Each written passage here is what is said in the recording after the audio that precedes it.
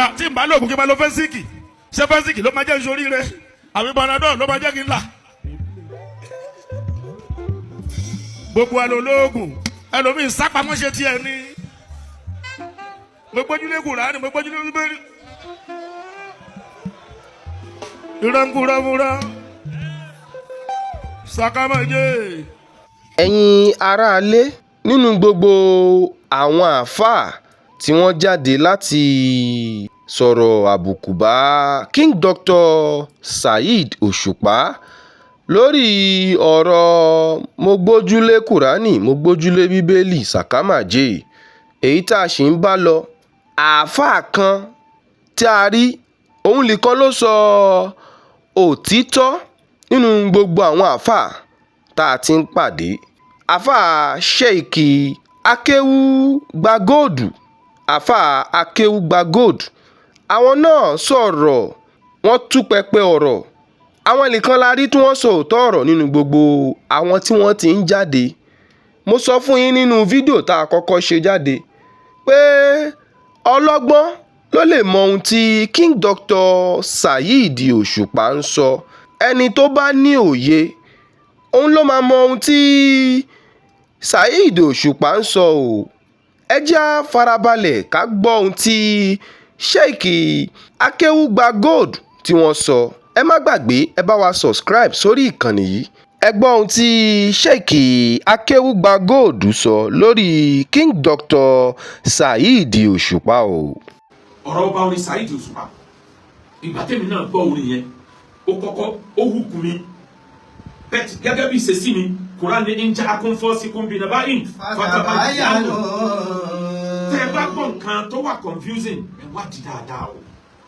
tẹ́ ẹ bá wádìí àtúnṣe qawman bijahalatin fatusbihu ala ma fa'altum nadimin. ẹ̀yin tẹ́ wọlé sórí íńtánẹ́ẹ̀tì ẹ bá mi share lógúnlógún ẹ bá mi share lọ́gbọ̀nlọ́gbọ̀n ẹ bá mi like ẹ comment ẹ wá bá mi follow page yìí wìtìwìtì lẹ́nu ìgbà tí page yìí rise àwọn alákatakítí wọ́n ti tún bá wa tọwọ́ bọ̀ ẹnu wo wá sí wa níbẹ̀rẹ̀ Ramadan náà wọ́n ní báwọn èèyàn ṣe ń ya wá ó sì di pé wọ́n gbọ́wọ́ lé péjì yìí nìyẹn. àwa náà dẹ̀ kí àyọ̀padà rẹ̀ wọ́n jọ kan àwọn náà ní ẹja kìíní gbàjákejì gbàjákẹta gbàsá tó wá sápò bí eléyìí fún wọn ni wọ́n mọ̀ fọwọ́ kọ́ba rẹ̀ Ọlọ́run sì ṣe àwọn tí wọ́n ní péjì ńláńlá tí wọ́n mọ value ń tà sọ wọ́n ń gé jáde bí ò bá rìn lọ́dọ̀ tiwa ń rìn lọ́dọ̀ àwọn míì ẹ̀yẹ́ máa ṣiṣẹ́ kú tí ń lọ kẹ́mọ̀ wo tí ó bẹ̀rẹ̀.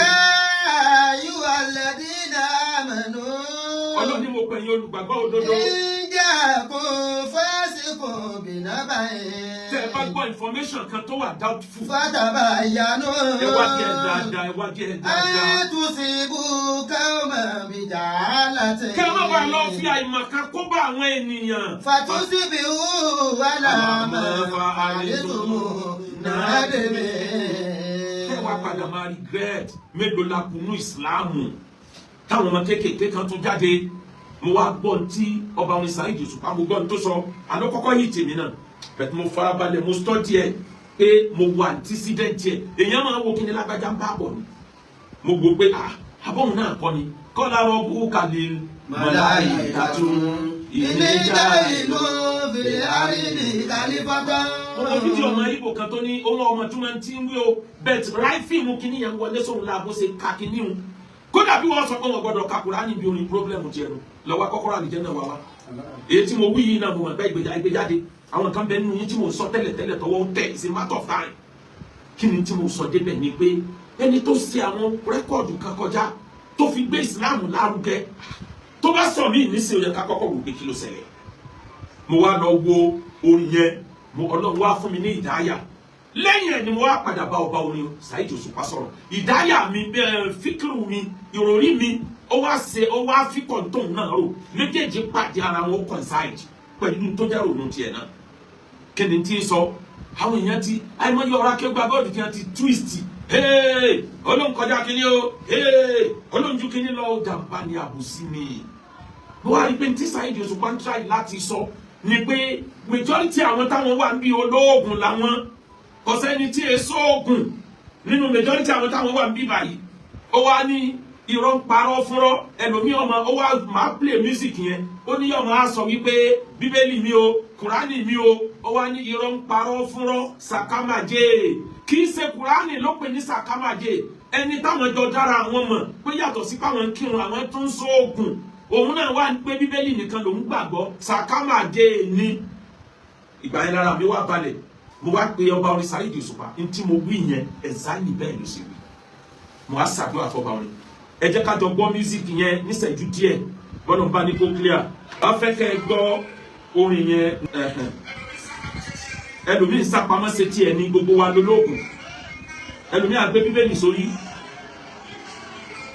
irọ́ ń parọ́ fúnrọ́ sàkámàjẹ́ ẹ jẹ́ kí n wá play rẹ̀ kí n má wulẹ̀ túkẹ́ gbọ́ direct látẹnu ẹ̀ torí ara alábòsí tí ó sọ pé kí ló dé tí ń bá a tún ṣe dandan ní kí gbogbo wọ́n tán ni. mo ń bọ̀ ibi tó ti sọ pé gbogbo wa ló lóògùn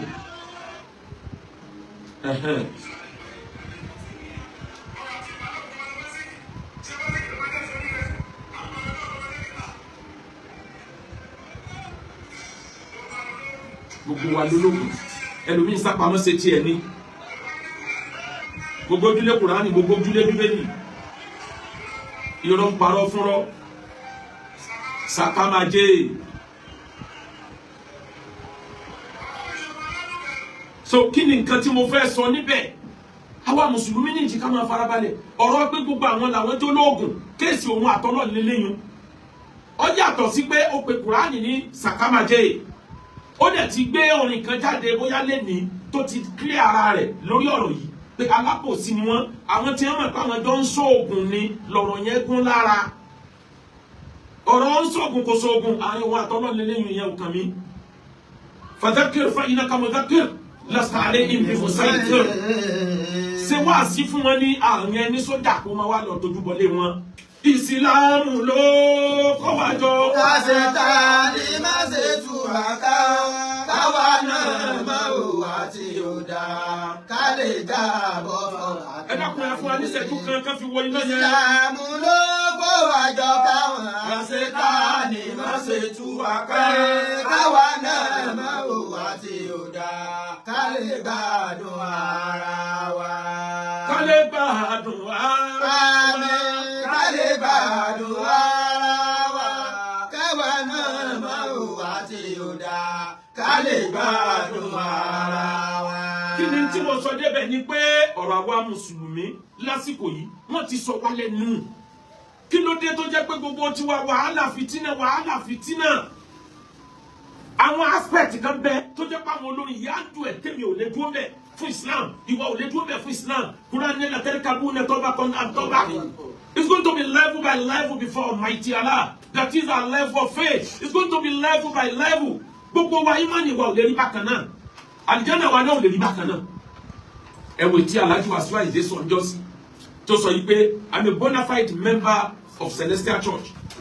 Mo gbìyànjú láti rí kéwàá nù ọlọ́run kọ pé káríra lẹ́yìn ìgbà yẹn ni o bó tiẹ̀ jẹ́ pé apàdájọ́ sọ̀rọ̀ pẹ̀tà àríra fisika kí ló dé tẹ̀ fi gbéra yín ní bona fide member mi ní wulẹ̀ ṣàlàyé lórí yẹn òun náà mọ̀ ṣàlàyé lórí ẹ̀ lọ́jọ́ iwájú bẹ́ẹ̀ ó yé èèyàn yìí pé nítorí àwọn nǹkan ni wọ́n fún pin àwọn èèyàn kan bẹ nínú ayé tó jẹ́ pé tó o bá ṣe nǹkan fún wọn wọ́n á dúró pé yes tọ́lọ̀ bá fẹ́ ṣe kó sí òun rẹ́jì àwọn kan bẹ bẹ́ẹ̀ nínú ayé tó bá jẹ́ pé wọ́n lọ dáhùn ọ̀yá wá dáná àwọn kan wà bẹ́ẹ̀ láyé kò tọ́ sí èmi náà ṣe lecture lórí ẹ̀ pé téèyàn bá sọ owó ọ̀rọ̀ yẹn kó tọ̀ owó tètè withdraw rẹ̀ kó tó kú ni o àti pé ọlọ́run ló mọ ọ̀rọ̀ ló mọ gbangba ó kálukú gbogbo ẹni tí ń fẹjú o Ramufo yìí wallahi kọ̀ọ̀kan wọn burú ju tàwọn tí wọn láwọn wí yìí lọ. ìmọ̀ràn tí mo kàn fẹ́ fún ọba orin àti gbogbo àwọn tó rí bẹ́ẹ̀ torí ọlọ́gbọ́n la fi ń dá so òmùgọ̀ balẹ̀ ní tó bá ti dẹ mọ́rọ̀ ẹ̀sìn ó wà fún látàyà gan kéèyàn ọmọ wà kẹ́ẹ̀bù láti gbé ọ̀rọ̀ jáde ní tìtorí ọlọ́gbọ́n la fi ń dá so òmùgọ̀ balẹ̀ òmùgọ̀ òmùgọ̀ bá so òun ọ̀balẹ̀ àmọ́ nítorí ọlọ́gbọ́n tí ó rí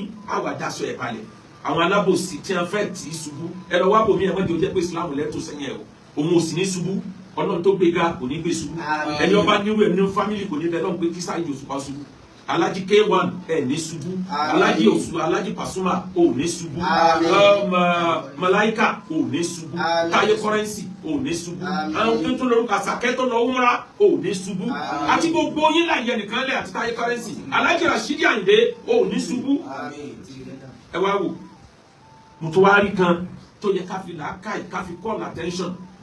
ọ̀rọ̀ láti gbọ́ lẹ́nu Sheikh Akéwúgba Gold o, bàbá wa, bàbá tó gbọ́n dáadáa nínú gbogbo àwọn àáfàá tá a ti ń rí. Bàbá yìí ló ti sọ̀rọ̀ dáadáa. Mo sọ fún yín pé ọ̀rọ̀ King Dr. Saheed Òṣùpá ọlọ́gbọ́n ló lè yé. Àwọn tó ní ìmọ̀ àwọn ni ọ̀rọ̀ Saheed Òṣùpá lè yé o. Mo sọ fún yín tẹ́lẹ̀tẹ́lẹ̀ pé ọ̀rọ̀ tá à ń gbà bí ẹni gbagbá ọtí yìí kò lọ bẹ́ẹ̀ rárá o, nítorí pé ìlú gángan òun ni ọ̀rọ̀ tí King Dr. Saheed Òṣùpá sọ. Ó kọ wájú séèyàn kan, ó kẹ̀yìn séèyàn kan. Ó dàbí 9 àti 6 ni. Ẹni bá dorí 6 kodò á di 9 o, ẹni bá wá dorí 9 kodò á di 6. Bọ́rọ̀ yẹn ṣe rí gẹ́lẹ́ òun nìyẹn o. Ẹ̀kọ́ gbígbóná ó ń fẹ́ tútù o, ẹja máa dẹ̀ ẹ́ díẹ̀díẹ̀. Ọ̀rọ̀ Saheed Òṣùpá kò tí ì le tó ká máa fà á lọ́tún. Ìjà ìsìn táwọn èèyàn ń jà kò tí ì tó yẹn. Ọlọ́gbọ́n òun ni ọ̀rọ̀ King Dr. Saheed Òṣùpá lè yé. Ẹni ní ìmọ̀ òun ni ọ̀rọ̀ Saheed Òṣùpá lè yé o. Kò tiẹ̀ sóhun tá a máa sọ mọ́. Àgbà àáfàá Sheikh Akéwúgba Gold wọ́n ti sọ gbogbo ẹ̀ tán, wọn ò ní sọ̀rọ̀ tán. Lágbára Ọlọ́run, ìmọ̀ wọn á tún máa kún fún ìmọ̀, òye wọn á tún máa kún fún òye. Ẹ wò ó, ẹ̀yin ará wa, àbí kílẹ̀ yín náà rí sí ohun tí Sheikh Akéwúgba Gold náà sọ? Ohun tẹ́yin náà bá rí sí ọ̀rọ̀ tí wọ́n sọ, ẹ lè bá wa fi sí abala ìrísí o. Ẹ bá wa fi sí abala comment section.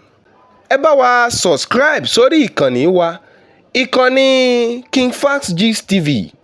Òun lẹ́wà yìí o. Ẹ máa comment, ẹ máa like ẹ̀, kẹ́ máa share. Ẹ subscribe sórí ìkànnì wa. Ó dìgbà.